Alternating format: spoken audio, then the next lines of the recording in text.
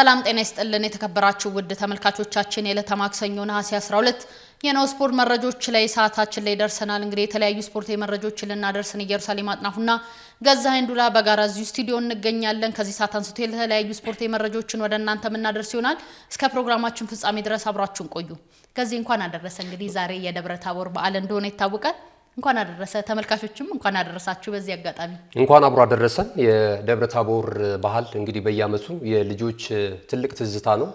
በከተማችንም የተለያዩ ቦታዎች ላይ እንደዚሁ ባህሉ እየተከበረ ነው የሚገኘው። በገጠራማ ኢትዮጵያ ደግሞ የበለጠ ባህሉ ይከበራልና ይህ እንግዲህ ሃይማኖታዊ ባህል የሚመለከታቸው የክርስትና እምነት ተከታዮች ሁሉ እንኳን ለዚህ ባህል በሰላም አደረሳችሁ ማለት እንፈልጋለን። ዛሬ እንግዲህ ምን አይነት የስፖርት መረጃዎችን ለተመልካቾቻችን የምናደርስ ይሆናል የሚለውን ነገር አስቀድመን መረጃ አንስት። ጥሩ እንግዲህ ዛሬ ከሀገር ቤትና ከባህር ማዶ የተለያዩ ወቅታዊና አዳዲስ ስፖርታዊ መረጃዎችን ይዘናል።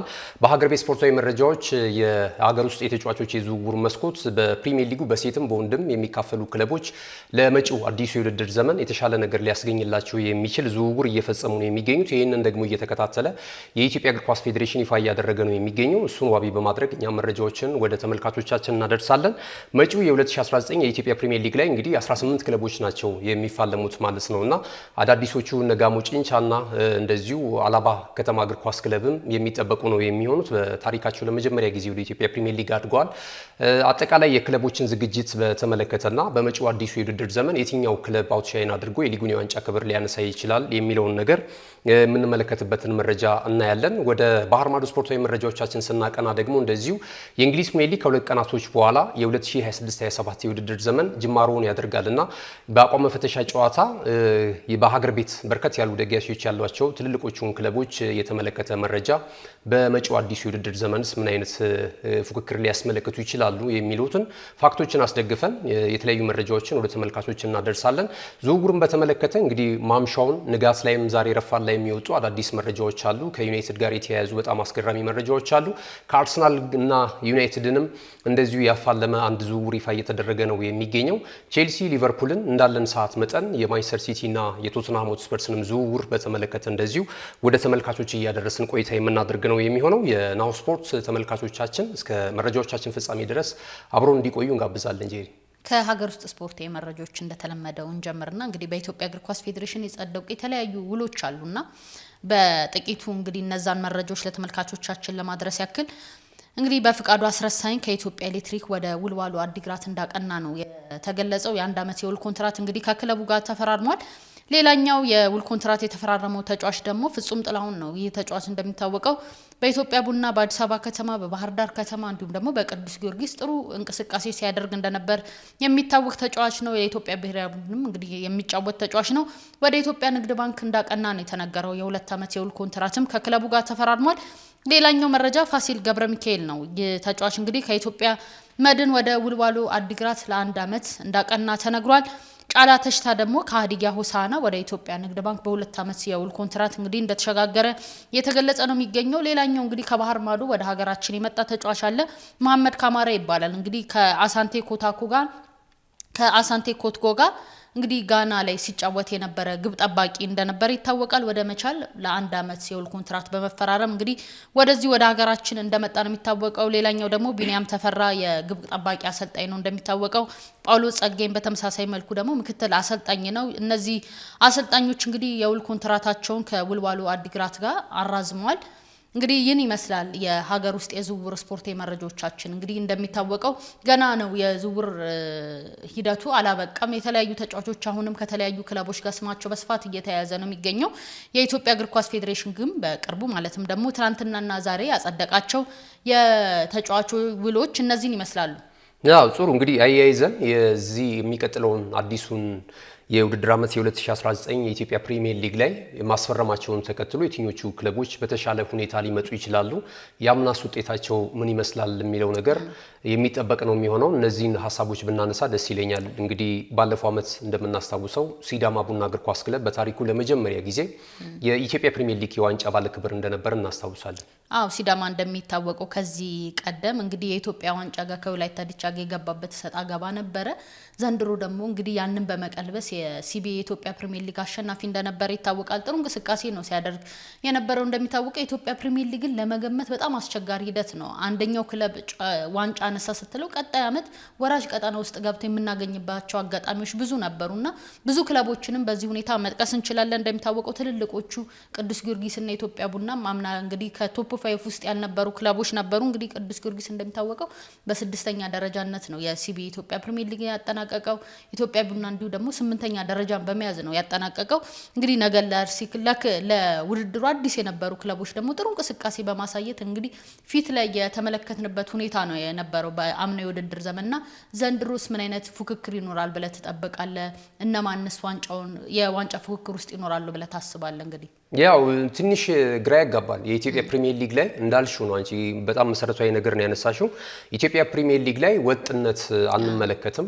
አምና ሻምፒዮና የነበረ ክለብ ቀጣይ ላለመውረድ ሲታገል ትመለከቻለሽ፣ ወይም ደግሞ ከቶፕ 6 ውስጥ ሁሉ ወጥቶ እንመለከተዋለን። ላለመውረድ ብዙ ጊዜ የምንመለከታቸው ማለት ነው። በፕሪሚየር ሊጉ የዋንጫ ክብር ያነሱ አሁን የሌሉ ክለቦች ሁሉ አሉ። አሁን የ2010 የኢትዮጵያ ፕሪሚየር ሊግ ሻምፒዮናው ክለብ ጅማ አባጅፋር የለም። ታችኛው ሊግ ራሱ ዝቅ ብቴ አታገኙም እና እንደዚህ አይነት የመፍረስ አደጋ ሁሉ የተጋረጠባቸውን ክለቦች እነ ደደቢትን ማስታወስ እንችላለን። በአንድ ወቅት የኢትዮጵያ ፕሪሚየር ሊግን የዋንጫ ክብር ማንሳት የቻሉ ክለቦች ናቸው። ከዚያ በኋላ ግን የምታይበት ቁመና ላይ ነው የሚገኙትና በኢትዮጵያ ፕሪሚየር ሊግ ላይ ሁሉም ክለቦች እድል አላቸው ተጫዋቾች የማስፈረም ማለት በጀታቸው ተመሳሳይ ሶርሳቸውም ተመሳሳይ ስለሆነ ማለት ነው።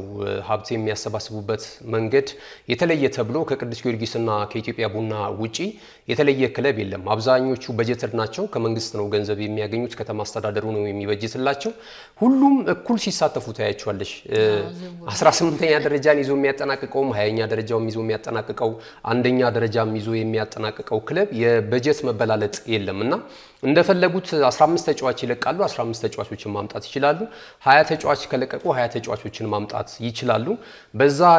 በዛ የተጫዋቾች ዝውውር ውስጥ ነው ጥቅማ ጥቅምና የተለያዩ አስፈላጊ ያልሆኑ የገንዘብ ዝውውሮችና ሙስናዎች የሚራመዱበት የሚል ግምት አለ። ግምት ብቻ አይደለም፣ እንደው በፋክት እንዲህ ለማስቀመጥ አዳጋች ስለሆነ ነው። ኢትዮጵያ ውስጥ እንደዚህ አይነት መረጃዎችን ስታወጪ ከለላ የሚያደርግልሽ እንትን የለም። ብዙ ነቀርባዎች፣ ብዙ ማስፈራሪያዎች ከተቋማት አመራሮች፣ ከክለብ አመራሮች ይደርሱናል መረጃዎችን በምናወጣ ሰዓት ላይ እና ያው የኢትዮጵያ የስፖርት ኢንዱስትሪ ዝም ብሎ የተለቀቀ ማንም ጠያቂ የሌለው እንደፈለገ የሚሆን አይነት ነው። አሰራሩም የተዘረጋበት ሲስተም ራሱ በጣም የተበላሸ ነው ላይ ድረስ ማለት ነውና እነዚህ ነገሮች ተስተካክለው ክለቦች በአቅማቸው ተጫዋች ሲያስፈርሙ ከታችኛው የታዳጊዎችን ማምጣት ሲችሉ ያው በእንግሊዝ ፕሪሚየር ሊግ በሌሎች እኮ የአውሮፓ ሊጎች ላይ እንመለከታለን። በየአመቱ ምናልባት ያስፈርሙ ከሆነ ተጫዋች ወይ 3 ወይ 2 ተጫዋቾች አንድ ተጫዋችን ማስፈረም የማይችል ክለብ አለ። ከታች ግን ደግሞ ተጫዋቾችን እያበቁ በውሰት የማይታወቁ ተጫዋቾችን እያመጡ ደግሞ ከትልልቆቹ ጋር ሲፎካከሩና የገቢ ምንጫቸውን የበለጠ ሲያሳድጉ ምናምን ትመለከቻለሽ። እኛ ሀገር በወጣት የማመን ነገር የለም። ከታች ለማሳደግ ጥረት አይደረግም። እዚያው ማርኬቱ ላይ ያሉትን ሰዎች ብቻ ከአመት አመት ወደዚህኛው ክለብ ወደዚያኛው ክለብ እየተዘዋወሩ ገንዘቦች እዛ ላይ ነው ኢንቨስት የሚደረጉትና ትክክለኛውንም እግር ኳስና ውጤትም በብሔራዊ ቡድን ደረጃም እንዳናመጣ የሚያደርገን ክለቦችም አሁን ራሱ ለማስቀመጥ ይሄኛው ክለብ በዚህ አመት እንዲህ አይነት ውጤት ያመጣል ብለሽ የምትዩ ነገር የለም። ሁል ጊዜ በአዲስ አመት አዲስ የውድድር አመት አዳዲስ ተጫዋቾች ነው በየክለቡ የምትመለከቻቸው። ተጫዋቹን ቤዝድ ሆነ አይደለም ክለቡ ላይ እንደሚታወቀው አሁን ውጪው በተለይ ደግሞ እንግሊዝ ፕሪሚየር ሊግ ላይ ሌሎችም የአውሮፓ ሊግ ላይ የሚጫወቱ ተጫዋቾቹ በራሳቸው አላማ አላቸው። አንድ ክለብ ላይ የመቆየት ለሆነ ክለብ የመጫወት ህልም አላቸው። ወይ አርሰናልም ሊሆን ይችላል። ትልልቅ ክለቦች ላይ እዛ ክለብ የመጫወት ህልም አላቸው። እዚህ ሀገር ግን ባልተለመደ ሁኔታ እንግዲህ አንደኛው ተጫዋች እዛም ከከፈለው እዛም የሚሄድ ይሄ ለክለቡ ታማኝ ለመሆን ሁኔታ አለ። ይሄ ታዳጊ ላይ ያው ከድሮም ጀምሮ ስናነሳው የነበረ ነገር ነው። ከስር ተጫዋች ከማሳደግ ይልቅ ከሌላ ክለብ በውድ ዋጋ በማምጣት እንግዲህ ክለቡ ለአንድ አመትም ለሁለት አመትም ጥሩ ቆይታ እንዲኖር ይደረጋል። ከዛ በኋላ ክለቦች እንደሚታወቀው ወደ ወራሽ ቀጠና ይመጣሉ። በተለይ ደግሞ አንደኛ ደረጃ ያጠናቀቀ ክለብ ቀጣይ አመት ወራሽ ቀጠና ውስጥ ሲገኝ ምንድነው ችግሩ የሚለውን ነገር ደግሞ የማጥናት ሁኔታም የለም። ከዝውውር ጋር በተያያዘ እንደሚታወቀው እንግዲህ በአፍሪካ ደረጃ ከፍተኛ የዝውውር በጀት የሚበጅቱ ክለቦች ያሉበት ሀገር እንግዲህ ኢትዮጵያ ናት። በዛው ልክ ደግሞ ሊጉ ደግሞ በጣም ዝቅተኛ ደረጃ ያለ ሊግም ደግሞ ኢትዮጵያ ነውና ብዙ አጠያቂ ነገሮች ብዙ ነገሮች አሉ። እንደው ግን ካነሳነው ሀሳብ ጋር እንዲታረቅና የተወሰኑ ግምቶች ሰጥተን ለመውጣት አምና እንግዲህ ሲዳማ ቡና እግር ኳስ ክለብ ነው የኢትዮጵያ ፕሪሚየር ሊግን የዋንጫ ክብር በታሪኩ ለመጀመሪያ ጊዜ ማሳካት የቻለው። አቻምናም በጣም ጥሩ እንቅስቃሴ ማድረግ ችሏል። በአሰልጣኝ ያሬድ ገመቹ እየተመራ የሲዳማ ቡና እግር ኳስ ክለብ እንደምታስታውሽው ፋይናሊስት የነበረበትን ሂደት እናስታውሳለን። በኢትዮጵያ ዋንጫውንም አንስቶ ነበረ። ከዛ በኋላ ከአሰራር ጋር በተያያዘ ተገቢ ተጫዋችን እንደዚሁ ምክንያት በማድረግ ወደ ወላይታ ዲቻ የመድረኩ የዋንጫ ክብር እንዲያመራ የኢትዮጵያ እግር ኳስ ፌዴሬሽን ወስኗልና አሁን ግን በተከታታይ ዓመት በወጥነት ከተመለከትን የሲዳማ ቡና እግር ኳስ ክለብ አካሄድ በጣም ጥሩ ነው። ዘንድሮም ሀገሪቱ ላይ ያሉ የሚባሉ ጥሩ ኮከብ ጥሩ ታለንት ያላቸውን ተጫዋቾች ማምጣት ችሏል። ያው ሀገር አቀፍ የውድድር መድረክ ላይም ኢትዮጵያን ወክሎ ስለሚሳተፍ በካፍ ቻምፒየንስ ሊግ የውድድር መድረክ ላይ ይህንን ከግምት ያስገባ ዝውውር አከናውኗልና ቀጣይ 2019 ላይ ከምንጠብቃቸው ክለቦች መካከል አንደኛው ሲዳማ ቡና እግር ኳስ ክለብ ሊሆን የሚችልበት እድል እንዳለ መመልከት እንችላለን። በአንጻራዊነት ጥሩ ፉትቦል ይጫወታሉ ከሚባሉ ኢትዮጵያ ውስጥ ካሉ የክልል ክለቦች መካከል አንደኛው ሲዳማ ቡና እግር ኳስ ክለብ ነው። በዚያ ላይ ደግሞ የደጋፊዎችን የሚይዙበትን መንገድ በአንጻራዊነት የተሻለ ነው። ያው ለወትሮ ፈርቀዳጆቹ ኢትዮጵያ ቡናና ቅዱስ ጊዮርጊስ እግር ኳስ ክለብ ናቸው። አሁን ክልል ላይ ያሉትም አንዳንድ አካሄዶች መስተካከል ያለባቸው ጉዳዮች ክለቡን መነጠል ከብሔር መነጠል ከሆነ ምናምን ነገር ነጥሎ እግር ኳሳዊ ማድረግ የሆነ አማራ ክልል ያለ የእግር ኳስ ወዳጅ ሲዳማ ቡና እግር ኳስ ክለብን በአጫዋቱ ብቻ እንዲደግፈው የማድረግ ስራዎችን መሰራት አለበት። ኦሮሚያ ክልል ያለ አንድ እግር ኳስ የሚወድ ሰው የወላይታ ዲቻ እግር ኳስ ክለብን መደገፍ የሚችልበት በአጫዋቱ ብቻ ተከትሎት ክለቡን እንትን ብሎ ከሌሎች ነገሮች ነፃ ሆኖ በየትኛውም ጫፍ እንደውም በዓለም አቀፍ ደረጃ ክለባችን እንዲወደድ ባጫወቱ እንዲታወቅ ነው መስራት ያለብን በኢንተርናሽናል ደረጃ ማለት ነውና እግር ኳስ ለሆኑ ቦታዎች ብቻ የምትሰሪው ከሆነ የሆነ ቦታ እንትን ሲል ያ ክለብ ይወድቃል። አለበለዚያ ግን ህዝባዊ መሰረት በየአቅጣጫው እንትን የምትይ ከሆነ ከደጋፊዎች ጋር የሚኖርሽ መስተጋብር በጣም ከፍተኛ በሆነ ሰዓት ዓለም አቀፍ ይሆናል የክለብሽ ብራንድና ክልል አይገድበውም፣ አካባቢ አይገድበውም። ከሰፈር የወጣ ሁሉም ሰው ሊወደው የሚችል ሁሉም ሰው ሊጠብቀው የሚችል ሁሉም ሰው ሊደግፈው የሚችል ክለብን መመስረት ይቻላልና በደጋፊና በክለብ መካከል በቡድን አጫዋት መካከል ያለው ነገር መታየት ያለበት ይመስለኛል። እና እነዚህ ነገሮች የሚስተካከሉ ከሆነ ሲዳማ ቡና እግር ኳስ ክለብ እዚህ አዲስ አበባ ከተማም ያሉ ደጋፊዎች ብዙ አሉት እንደምናየው እዚህ አዲስ አበባ ስቴዲየም ላይ በሚደረጉ ጨዋታዎች ጭምር ማለት ነውና እንደዚህ አይነት ነገሮች አሰራሮች በሌሎች ክለቦች ላይ መለመድ መቻል አለባቸውና አሁን ቅዱስ ጊዮርጊስ እግር ኳስ ክለብ የትም ሲጫወት ደጋፊ ያለው ኢትዮጵያ ቡና የትም ቢሄድ የሆኑ ደጋፊዎች ታገኛለሽ የሆነ ቦታ ላይ ክልል ላይ እንኳን ቢሆን ማለት ነው የዚህ አዲስ አበባ ተወላጅ ያልሆኑ ኢትዮጵያ ቡናን በጣም በርቀት የሚያውቁት ቅዱስ ጊዮርጊስ እግር ኳስ ክለብን በርቀት የሚያውቁት ፋሲል ከተማን በርቀት የሚያውቁት የሆነ ቦታ ላይ ደጋፊዎች መኖር አለባቸው በየክልሉ። እዚህ ላይ የደጋፊዎች ማህበርና የክለቡ አመራር ቦርድ መስራት አለበት። እግር ኳሱም በሀገር አቀፍ ደረጃ በደንብ እንዲታወቅ እንዲወደድ ከሌሎች ነገሮች ባሻገር አኳያ እንግዲህ ጥሩ እንቅስቃሴ የሚሰሩ ክለቦች አሉ። የደጋፊ ማህበር በማቋቋም ወራዊ መዋጮ እንዲኖራቸው በማድረግ የተለያዩ የሩጫ የስፖርት መርሃ ግብሮች በማዘጋጀት ደጋፊው እርስ በርስ እንዲዋሃድና ክለቡንም እንዲደግፉ የሚያደርጉበት አቅጣጫዎች አሉ። ሲዳማ ቡናም እንግዲህ እዚህ ላይ አሁን ላይ ጥሩ እንቅስቃሴ ካደረጉ ክለቦች መካከል በተለይ አምና ላይ ደጋፊዎች በጣም ብዙ ነበሩት። ኢትዮጵያ ላይ አዲስ አበባ ላይ ሲጫወትም እንደዚህ በተመሳሳይ በርኩ በርካታ ደጋፊዎችን ስንመለከት ነበርና ሲዳማ ቡና ጥሩ ትክክል። ፋሲልም እንደዚህ በተመሳሳይ ጥሩ እንቅስቃሴ አድርጓል። ምንም እንኳን ወደ ብሔራዊ ቡድኑ አሰልጣኝ ዮሐንስ ሳህሌ ቢያመሩም እሳቸውን በነበሩበት ሰዓት ላይ ጥሩ ነገር ቤዝመንቱን አዋቅረው የሄዱበትን ሂደት መመልከት እንችላለን። የቡድኑ መዋቅር ባህር ዳር ከተማም በተመሳሳይ ባለፈው ዓመት ያናህል ወጥነት ያለው ቡድን ነው ብለን ባናነሳም የተሻለ ነገር ማስመልከት ይችላል። መቻል በጣም ጥሩ ነው። በተከታታይ ዓመታቶች አሰልጣኝ እያፈራረቀም ቢሆን መቻል ለሊጉ የዋንጫ ክብር የተፎካከረበትንም ዓመታቶች 2016 ላይ የኢትዮጵያ ንግድ ባንክ የሊጉን የዋንጫ ክብር ሲያነሳ አምናም በአንጻራዊነት በአሰልጣኝ ሙሉጌታ ምህረት በጣም ጥሩ እንቅስቃሴ አድርጓል። ከዛ በፊት የፋሲል ተካልኝን ማንሳት እንችላለን። የነ ገብረ ክርስቶስ ቢራራም በተመሳሳይ በአሰልጣኝነት በመሩበት ሂደት ላይ ጥሩ እንቅስቃሴ ማድረግ ይችላል። ቦርዱም ጠንካራ እንደሆነ ይነገርለታል። መቻልን እንግዲህ በቀጣይ ከሚጠበቁ ክለቦች መካከል አርሲ ነገሌ ባለፈው ዓመት ነው ያደገው ወደ ኢትዮጵያ ፕሪሚየር ሊግ። ነገር ግን ጥሩ እንቅስቃሴ ማድረግ ችሏል። ነገሌ አርሲንም ከተመለከት ነው ማለት ነው። ሁለቱ ደግሞ የመዲናይቱ ትልልቆቹ ክለቦች ቅዱስ ጊዮርጊስና ኢትዮጵያ ቡና ወጣት ተጫዋቾችን ለማሳተፍ በተለይ ፈረሰኞቹ ከአካዳሚ ውስጥ የሚወጡ ታዳጊ ተጫዋቾችን በማብቃትና ወደ ዋናው ቡድን በማሳደግ ረገድ ገንዘባቸውም የተሻለ ለማድረግ እየሰሩት ያለው ስራ በጣም ጥሩ ነው። ሐዋሳ ከተማ በጣም የሚገርም ቲም ነው። አንጋፋ ተጫዋቾችን ይዞ ነበረ። እነ ሽመልስ በቀለ ዘንድሮ ነው እንግዲህ ክረምት ላይ ወደ ሌላ ክለብ ወደ ባህር ዳር ከተማ ያቀናው እንጂ ወደ ቀድሞ ክለቡ ተመልሶ ጥሩ እንቅስቃሴ ሲያደርግ ነበር። እንደ ጌታነህ ከበደን የመሳሰሉ ክለቦችን አስመልክቶናል። አምናም ጥሩ አፈጻጸም ነበረው ማለት ይቻላል። እንግዲህ ከኢትዮ ኤሌክትሪክም በአሰልጣኝ ዘሪሁን ሸንገታ ስር በጣም ጥሩ እንቅስቃሴ እያደረገ ያለ ክለብ ነው። ከዚህ ቀደም የምንመለከትበትን ላለመውረድ ይታገል የነበረውን አሁን በጥሩ ሁኔታ ባለፈው ዓመት ያጠናቀቀበትን ሂደት ማንሳት እንችላለን። አዳማ ከተማ መሻሻል ያለበት ክለብ ነው። ሌሎቹም እንግዲህ በኢትዮጵያ ፕሪሚየር ሊግ ላይ የተሻለ ነገር በሚቀጥለው ዓመት እንመለከታለን ብለን እናስባለን። አዲስ አዳጊዎቹም ክለቦች አላባ ከተማ እግር ኳስ ክለብና እንደዚሁ ጋሞ ጪንቻ ወደ ኢትዮጵያ ፕሪሚየር ሊግ ከመጡ በኋላ ብዙ ጊዜ ክለቦች ሲቸገሩ እንመለከታለን። ከዛ ነገር ብዙ ነገር ተምረው በዝውውሩ ላይም ጥሩ እየተሳተፉ ስለሚገኙ በተለይ አላባ ከተማ እግር ኳስ ክለብ አዳዲስ ተጫዋቾችን እያመጣ ነው የሚገኘውና አሰልጣኙም ወጣት ነው በሽር አብደላ። ከዚህ ቀደም ሸገር ሲቲን ወደ ኢትዮጵያ ፕሪሚየር ሊግ ማሳደግ ችሏል። ከነገሌ አርሲ ጋር እንደዚሁ መስራት የቻለበትን አጋጣሚ ማንሳት እንችላለን። አላባም በተረከበ በአመቱ ደግሞ በተከታታይ ሁለት ቡድኖችን ሸገር ሲቲን እና አላባ ከተማን ወደ ኢትዮጵያ ፕሪሚየር ሊግ ማምጣት ችሏል። የተሻለ ሀሳብ አላቸው ከሚባሉ ወጣት አሰልጣኞች መካከል አንደኛው በሽር አብደላ ነውና ቀጣይ ዓመት ወይም ከመስከረም 30 በሚጀምረው የኢትዮጵያ ፕሪሚየር ሊግ ላይ የተሻለ ፉክክር ሊያሳዩን ይችላሉ ብለን እንገምታለን። ቀጣይ ደግሞ እየተመለከትን የሚያስፈርሟቸውን ተጫዋቾች ከግምት በማስገባት እንግዲህ ማን በሊጉ ላይ የበለጠ ፉክክር ሊያደርግ ይችላል የሚለውን ደግሞ መረጃዎች የምናደርስ ይሆናል። ጄሪ ገዚ እንግዲህ መስከረም 30 ላይ እንግዲህ የኢትዮጵያ ፕሪሚየር ሊግ እንደሚጀምር ይታወቃል። እንግዲህ ከዛ በኋላ የትኛው ክለብ አሪፍ ይሆናል፣ የትኛው ክለብ ዋንጫ ያነሳል የሚለውን ነገር ደግሞ አብረን የምንመለከት ይሆናል። ወደ ተመልካቾቻችን የሀገር ውስጥ ስፖርታዊ መረጃዎቻችን የተመለከታችሁትን ይመስል ነበር። ካፍታ ቆይታ በኋላ ወደ ባህር ማዶ ስፖርታዊ መረጃዎቻችን የምናመራ ይሆናል። በድጋሚ እንኳን አደረሳችሁ።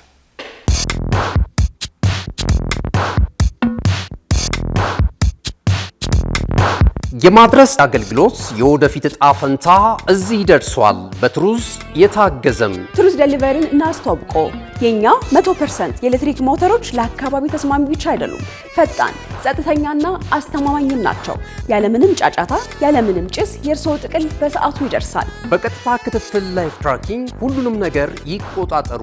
ጥቅሎ እስከ ደጃፎ ድረስ ያለውን እንቅስቃሴ በቀጥታ ይመልከቱ። ደህንነት ቅድሚያ የምንሰጠው ጉዳይ ነው። በእኛ የተቀባይ ማረጋገጫ ሪሲቨር ኮንፈርሜሽን ዘዴ ጥቅሎ በትክክለኛው እጅ መግባቱ እናረጋግጣለን። እርስዎ ያረጋግጣሉ፣ እኛም እናስረክባለን። እገዛ ይፈልጋሉ? ቡድናችን ሁልጊዜ በ8194 ዝግጁ ነው። ትሩዝ ዴሊቨሪ ለአካባቢ ተስማሚ፣ ደህንነቱ የተጠበቀና የቀጥታ ክትትል ያለው። ዛሬውኑ በ8194 ይደውሉ። ተመልሰናል። ውድ ተመልካቾቻችን የሀገር ውስጥ ስፖርታዊ መረጃዎችን ወደ እናንተ እያደረስን ነበር ቆይታ ያደረግነው። አሁን ደግሞ ወደ ባህር ማዶ ስፖርታዊ መረጃዎቻችን ተሸጋግረን መረጃዎችን ወደ እናንተ የምናደርስ ይሆናል። ከዛ አስቀድመን ግን እንግዲህ በዩቲዩብ ድረገጻችን ላይ እንደሚታወቀው የተለያዩ ተመልካቾቻችን አድማጮቻችን ሀሳብ አስተያየቶች ይሰጡናልና ሀሳብ አስተያየቶቻቸውን ደግሞ መልሰን ለተመልካቾቻችን የምናደርስበት አጋጣሚ ያለና እስቲ እሱን ወደ ተመልካቾቻችን የምናደርስ ያው ትክክል። እንግዲህ የተለያዩ ተመልካቾቻችን አድማጮቻችን ከያሉበት ሆነው የተለያዩ ሀሳብ አስተያየቶችን በመረጃዎቻችን ላይ እየሰጡ ነው የሚገኙት። እጅግ በጣም እናመሰግናለን። ዛሬ የምናስቀድመው ሳሚ አስፋውን ነው። ሉዊስ ስኬሊ የአርሰናል ጀግና ነው፣ ስለዚህ እንደምንም ማሳመኑ አሰልጣኝ ሚካኤል አርቴታ ይህንን ተጫዋች ማስቀረት አለበት በክለብ ውስጥ የሚል አቋም እንዳለው ገልጾልናል። ባቢ ብርሃን ቲዞሊስ ተብሎ አይነበብም ገዛኝ ቲ ሳይለንት ነው የሚል እርማት ነው የሰጠኝ። አመሰግናለሁ። ባዩ ጉዲና ብራቮ አርሰናል በዚሁ መቀጠል አለበት፣ መጪውን አዲሱን የውድድር ዘመን በዚሁ ጥንካሬው ማስቀጠል አለበት የሚል አስተያየቱን ሰጥቶናል። ማንደፍሮ ገብረሃና ደግሞ ስኬሊ የአርሰናል ውበት ነው፣ በአርሰናል ቤትም መቆየት አለበት የሚል እንደዚሁ እምነት እንዳለው ገልጾልናል። ታምሬ ሌራጎ እስከ አሁን ድረስ የስፖርት ቤተሰቡ ምን እየሰራ እንደሆነ አይታወቅም በኢትዮጵያ ስፖርት አካሄድ ላይ የሚል ሰፋ ያለ ሀሳብ ነው የገለጸልን። የኢትዮጵያ ስፖርት አካሄድ ላይ የተቋማት አመራሮች ላይ እንደዚሁ ቅሬታ እንዳለው ነው የገለጸልን። ጋሻው ካሳ የብሔራዊ ቡድኑ አሰልጣኝ አቅሙ አላቸው ወይም የኢትዮጵያ ብሔራዊ ቡድን ወደ ተሻለ ደረጃ ያሻግራሉ የሚል እምነት እንደሌለው ነው የገለጸልን። ያው እግር ኳስ መሬት ላይ የሚታይና በአደባባይ የሚታይ ነገር ስለሆነ እንግዲህ ብሔራዊ ቡድኑ በቀጣይ ወደ አፍሪካ ዋንጫ የውድድር መድረክ ለማለፍ በሚያደርጋቸው የምድብ ጨዋታዎች ላይ መገምገም ጊዜው ሲደርስ የሚሻል ይመስለኛል። በላይነ ጸጋዬ እንደዚሁ ሀሳብ አስተያየቱን ሰጥቶናል። በጣም እናመሰግናለን። እንደዚሁ አንድ ተመልካቻችን ደግሞ always you post the title for Arsenal but you talk about another clubs የሚል ሀሳቡን ገልጾልናል። ሁልጊዜም ስለ አርሰናል ታይትሉም አርሰናል ነው፣ እንደገና ኮንተንቱም ወደ አርሰናል ያደላልና ሌሎችንም ክለቦች መረጃዎች ብትመለከቱ የሚል ቅሬታ አዘል አስተያየቱን ነው ያደረሰን። በጣም እናመሰግናለን፣ እናስተካክላለን። ቢላል ጀማል ናሁ ስፖርቶች በጣም ትመቹኛላችሁ፣ ጥር ምጥን ያለ መረጃ ስለምታቀርቡልን እጅግ በጣም ደስ ይለናል፣ በዚሁ ቀጥሉ የሚል አስተያየት ሰጥቶናል።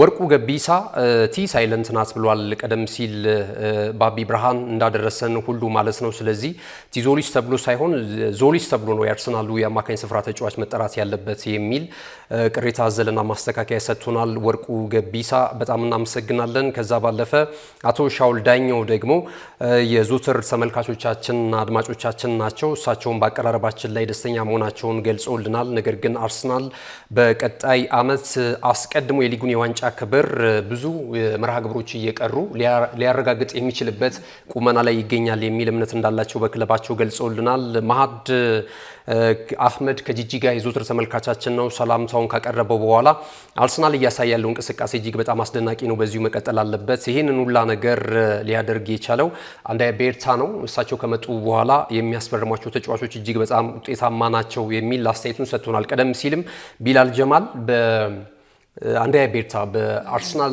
ስፖርቲንግ ዳይሬክተሩ አንድሪያ ቤርታ ያላቸው እምነት ከፍተኛ መሆኑን ነው ቢላልም የገለጸልንና እውነት ነው። በርከት ያሉ ተጫዋቾችን አምጥቷል። አብዛኞቹም ውጤታማ ናቸው ማለት ይቻላልና ከሞላ ጎደል ሀሳብ አስተያየታቸውን ያደረሱን ውድ ተመልካቾቻችን እነዚህ ነበሩ። ወደ ባህር ማዶ ስፖርት መረጃዎቻችን እናቅናና ከዝውውር መረጃዎችን ነው የምንጀምረው። እንግዲህ ቪክቶር ኦሲሜን እንግዲህ ቀደም ሲል አርሰናል በጥብቅ ሲፈልግ የነበረው ተጫዋች ነው። እንግዲህ የ27 ዓመት ናይጄሪያ ተጫዋች በስፋት ከአርሰናል ጋር ስሙ እየተያዘ ነበረ። አሁን ደግሞ ማንቸስተር ዩናይትድ የተጫዋቹ ፈላጊ ሆኖ ብቅ ብሏል። እንግዲህ ጋላታሳራይ አሁንም ምንም ያለው ነገር ባይሆንም ማንቸስተር ዩናይትድ አሁንም የተጫዋቹ ፈላጊ መሆኑ ብዙዎችን እያነጋገረ ነው የሚገኘው። ትክክል። እንግዲህ ቪክቶር ኦሲሜን አሁን የእንግሊዝ ፕሪሚየር ሊግ ፈላጊዎቹ በጣም በርከት ብለው እየተመለከትን እንገኛለን። ከዚህ ቀደም በናፖሊ እያለ ተጫዋች እንግዲህ ከፍተኛ ጎል አስቆጣሪ እንደነበረ እናስታውሳለን። 24 ላይ የሴሪያውን የዋንጫ ክብር ናፖሊ ሲያሳካ ማለት ነው። ከዛ በኋላ ወደ ጋላታሳራይ መጥቶ የተጫወተበትን እናስታውሳለን እና አሁንም እዛ ክለብ ነው በመጫወት ላይ የሚገኘው። ተጫዋቹን ለማስፈረም በሚደረገው ፍክክር ላይ አርሰናል ግንባር ቀደም ሆኖ ከዚህ ቀደም በነበሩት ቀናቶች መረጃዎችን ወደ ተመልካቾች እኛም ስናደርስ ነበረ። ዛሬ ማለዳ ላይ ረፋድ ላይ በወጡ መረጃዎች ደግሞ ማንቸስተር ዩናይትድም ይህንን የፊት መስመር አጥቂ ለማስፈረም በሚደረገው ፍክክር ውስጥ ስለመቀላቀሉ እየተገለጸ ነው የሚገኘው። የ27 ዓመቱ ናይጄሪያ ኢንተርናሽናል እንግዲህ እስከ 2029 ድረስ በቱርኩ ክለብ ጋላታሳራይ የሚያቆይ የውል ኮንትራት አለውና ከ100 ሚሊዮን ፓውንድ በላይ ነው ይህንን ተጫዋች ለማስፈረም የሚፈልግ ክለብ ጋላታሳራይ መክፈል አለበት ብሎ የዋጋ የለጠፈበት ማለት ነው። አርሰናል ደግሞ የተጋነነ ዋጋ እንደሆነ እየገለጸ ነው የሚገኘው። ቀጣይ በአርሰናልና በማንቸስተር ዩናይትድ መካከል የሚደረገው ፍክክርም እንደዚሁ በዋዛ የሚላቀቁ አይመስልምና ቀጣዮቹን ቀናቶች እንመለከታለን። ምናልባት ለአርሰናል የተሻለ እድል የሚባለው ጋላታሳራይም ከአርሰናል የሚፈልጋቸው ተጫዋቾች አሉ። ኤታን ንዋኔሪ አንደኛው ነው። ሌላኛው ደግሞ እንደዚሁ ገብርኤል ማርቲኔሊንም ይፈልጋል። ከዚህ ቀደም ወደ 45 ሚሊዮን ፓውንድ ለዝውውሩ ጠይቆ ነበር። አርሰናል ውድቅ አድርጎታል፣ ወይም ደግሞ እስካሁን ድረስ ምላሽ አልሰጠም በዚህ የዝውውር ዋጋ ላይ ማለት ነውና እነዚህ ዝውውሮች የሁለቱ ተጫዋቾች የዝውውሩ አካል የሚሆኑ ከሆነ ቪክቶር ኦሲሜንን ለማምጣት አቋራጭ መንገድ ሊሆንላቸው ይችላል የሚሉ መረጃዎች እየወጡ ነው የሚገኙት። ይህንን እየተመለከተ እንገኛለን። እናገኛለን። ዩናይትድም ግን የተቻለውን ሊያደርግ እንደሚችል እየተገለጸ ይገኛል። ከአርሰናል ጋር በተያያዘ እንግዲህ 3 ተጫዋቾች አሁን በስፋት ስሙ እየተያዘ ነው የሚገኘው። አንደኛው ቪክቶር ኦሲሜን ቀደም ሲል ያነሳ ነው። ሌላኛው ጁሊያን አልቫሬዝ ነው። የአርጀንቲና ኢንተርናሽናል በተደጋጋሚ ከሰማናቸው የዝውውር መረጃዎች መካከል አንደኛው ነው። ዋነኛው ራዳራቸው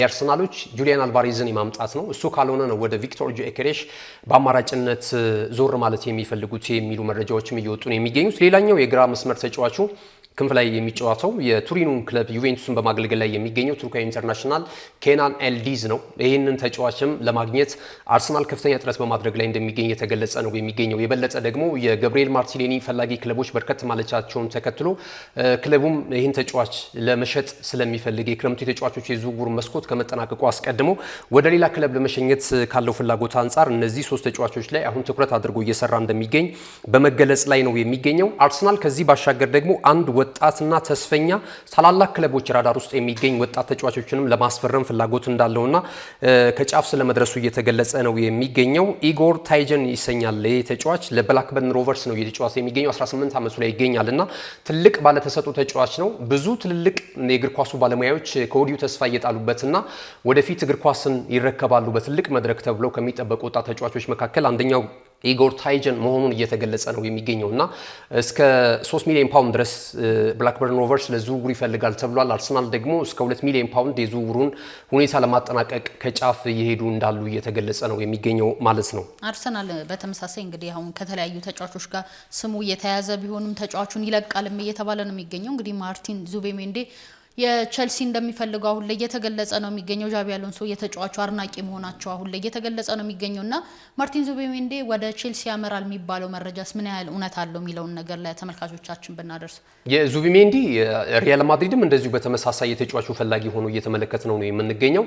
ተጫዋቹ በጣም አቅም አለው። ነገር ግን በተለይ አርሰናል ላይ ጅማሮ እጅግ በጣም ጥሩ ነበረ።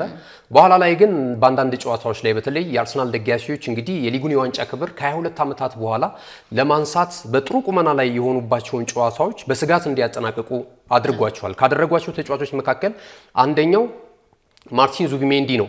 ከፍተኛ ቅሬታ ሲነሳበት ነበር። አርሰናል ምናልባት በተጠናቀቀ የውድድር ዓመት የሊጉን የዋንጫ ክብር አጥቶ ቢሆንና ማንቸስተር ሲቲ ቀምቶት ቢሆን ቅሬታ ከሚነሳባቸው በክለቡ ደጋፊዎች ዘንድ ያንንም ለመቋቋም በጣም ይቸገሩ ከነበሩ ተጫዋቾች መካከል አንደኛው ማርቲን ዙቢሜንዲ ነበርና ተከልሎ ያው ብዙ ጊዜ አውትፑቱ የመጨረሻው አውትፑት ነው የሚታየውና የሊጉን የዋንጫ ክብር አነሱ።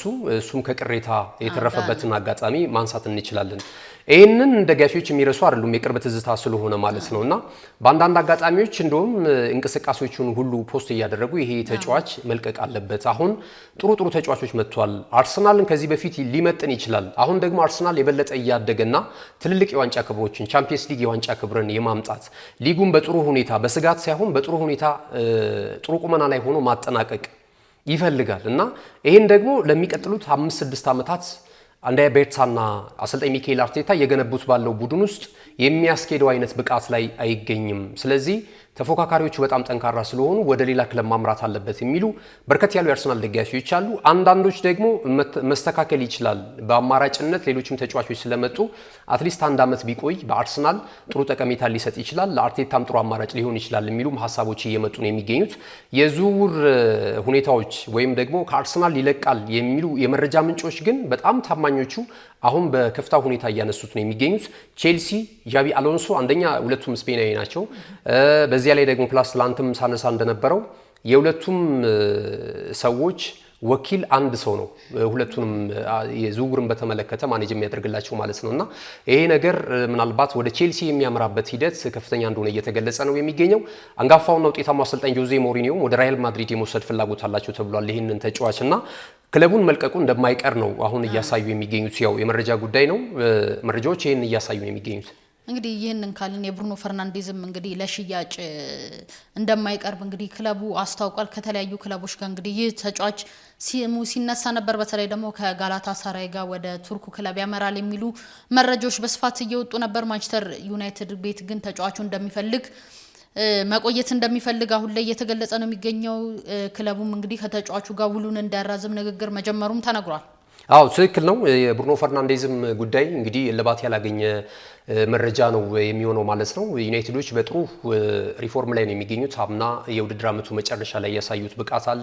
ከሁለት ዓመታት በኋላ ወደ አውሮፓ ቻምፒየንስ ሊግ የውድድር መድረክ ተመልሷል። በአሰልጣኝ ማይክል ካሪክም ባሳየው ድንቅ አፈጻጸምና ተስፋ ደግሞ የማንቸስተር ዩናይትድ የታላቁ አሰልጣኝ ዋና ሆኖ እንደዚሁ መሾሙ የሚታወስ ነውና እድሜው እንግዲህ ምናልባት ብዙም የሚያጓጓ ላይሆን ይችላል። ነገር ግን ተጫዋቹ በጣም ታታሪ ነው። የማንቸስተር ዩናይትድ ምልክት ሆኖ አሁን ላይ በወጥነት ከምንመለከታቸው የአማካኝ ስፍራ ተጫዋቾች መካከል አንደኛው ነው። የዩናይትድን ብቻ አይደለም የሊጉም ከፍተኛ አሲስት ያደረገ ተጫዋች ባለክብር እንደነበር እናስታውሳለን። እርግጥ ነው በዓለም ዋንጫው ላይ የሚጠበቅበትን እንቅስቃሴ አይደለም ያደረገው። ከዛ ባሻገር ደግሞ የክርስቲያኖ ሮናልዶ ደካማ አፈጻጸምን በተመለከተ ደግሞ የክርስቲያኖ ሮናልዶ ፋኖችም ብዙ ቅሬታ ከሚያነሱባቸው ተጫዋቾች መካከል አንደኛው ብሩኖ ፈርናንዴዝ ቀና ያለመሆኑ ነው። ለክርስቲያኖ ሮናልዶ አፈጻጸም ያለማማር የሚል ቅሬታም እየቀረበበት ነው የሚገኘውና እነዚህ ጉዳዮች ተያይዞ ተጫዋቹ ግን ታማኝ ሆኖ አሁንም ድረስ ያለው ነገር የለም በዝውውሩ ሁኔታ ላይ ማለት ነውና የቱርኩ ክለብ ጋላታሳራይ ከዚህ ቀደም ሙከራ ሲያደርግ ነበር። ሌሎች የሳውዲ ፕሮ ሊግ ተሳታፊ ክለቦችም እንደዚሁ ተጫዋቹን ለማግኘት ከፍተኛ ጥረት ሲያደርጉ ነበረ። አሁን እንግዲህ ምናልባት እስከ 55 ሚሊዮን ፓውንድ አካባቢ ለዝውውሩ ጋላታሳራይ ሊከፍል ስለመዘጋጀቱ እየተገለጸ ነው የሚገኘው። ዩናይትድ በዚህ ጉዳይ ላይ ተጫዋቹ ንብረቱ እንደሆነና እንደማይሸጥ በዚህ ዓመት አቋሙን እያሳየ ነው የሚገኘውና ቀጣዩ ቀናቶች በምን አይነት መልኩ ሊሄዱ ይችላሉ የሚለው ነገር የሚጠበቅ ነው የሚሆነው። እስከ ሴፕቴምበር 1 ድረስ ምናልባት ከማይዘጉ የዝውውር ምዕራፎች መካከል አንደኛው የብሩኖ ፈርናንዴዝ ጉዳይ ሊሆን ይችላል። የአሌክሲስ ማካሊስተርን አንድ ጉዳይ እናንሳና የመረጃ ሰዓታችንን እናጠናቀቃለን።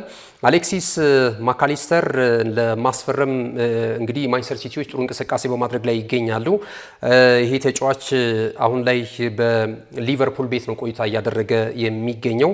እሱን የማግኘት ፍላጎት አላቸው። በተለይ የሮድሪ ተተኪ የአማካኝ ስፍራ ተጫዋቾችን እየፈለጉ ነው የሚገኙት። አዮ ቦሃዲን ማስፈረም ከስምምነት ላይ ደርሷልና ኤንዞ ፈርናንዴዝም እንደዚሁ በተመሳሳይ ኤንዞ ማሬስካ ራዳራቸው ውስጥ ከሚገኙ ተጫዋቾች መካከል አንደኛው ነው። የአሌክሲስ ማካሊስተር ጉዳይ ግን ብዙዎችን እያነጋገረ ነው የሚገኘው። በሊቨርፑል ጥሩ እንቅስቃሴ ቡድኑንም ወደ ከፍታ ያስቀጥላሉ ከሚታመንባቸው ተጫዋቾች መካከል ይህ አርጀንቲናዊ ተጫዋች አንደኛው መሆኑ ይታወቃልና አሁን በከፍታ ሁኔታ ከሲቲ ጋር ስሙ እየተያያዘ ነው የሚገኘው ማለት ነውና እነዚህ ናቸው ከሞላ ጎደል። ሰዓት ይገድበናል። በምሽቱ የስፖርት ዜና ጎጃችን ላይ ወቅታዊና ሌሎች ተጨማሪ የዝውውር መረጃዎችንና ሌሎችን አካተን ዳግም ከተመልካቾቻችን ጋር የምንገናኝ ነው የሚሆነው። ጄዲ ጊዜ ስለሰጠን ስፖርታዊ መረጃ ከልብ አድርገን እናመሰግናለን። ውድ ተመልካቾቻችን የዕለተ ማክሰኞ የነሐሴ 12 የናሁ ስፖርት መረጃዎቻችን ይህን ይመስል ነበር። በድጋሚ እንኳን ለደብረ ታቦር በዓል በሰላም አደረሳችሁ። መልካም ቀን።